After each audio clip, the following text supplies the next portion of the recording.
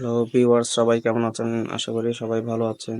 সবাইকে জানাই আসসালামু আলাইকুম এবং নমস্কার। তো আমি একটা অনুরোধ নিয়ে এসেছি আপনাদের মাঝে। আমার পাড়ার পার্শ্ববর্তী একজন মাখন দাদার ওয়াইফ স্ট্রোক করে গতকাল চট্টগ্রাম মেডিকেল কলেজ হাসপাতালে চিকিৎসাধীন অবস্থায় ভর্তি রয়েছে। তো ওনাদের আর্থিক অবস্থা খুবই খারাপ।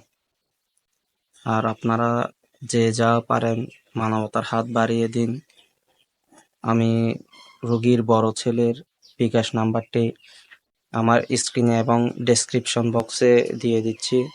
যে যাই পারেন সহযোগিতা করেন, যে যাই পারবেন সহযোগিতা করবেন আর ওনাদের পাশে থাকবেন, এটাই অনুরোধ রইল।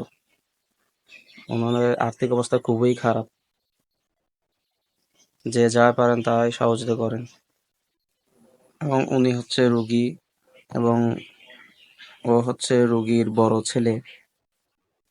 এবং গাইস দেখুন, এটা হচ্ছে ওনাদের ঘর, ভাঙাচোরা একদম, কি অবস্থা দেখুন। আর মাখনদা যিনি, যার কথা বলছিলাম, উনি এই ভ্যান চালিয়ে যা ইনকাম করে তা দিয়ে চলতে ওদের অনেক কষ্ট হয়ে যায়। আসলে দুই ছেলে, পরিবার, 4 সদস্যের পরিবার। এটা এটা আমাদের বাড়ির পাশেই, তো রাস্তার মধ্যে একটা জায়গার মধ্যে একজন জায়গা দিয়েছে, তাও হেল্প হিসাবে।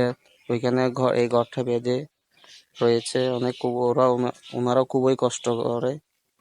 পরিবারটা অনেক আর্থিক অবস্থা দুর্বল।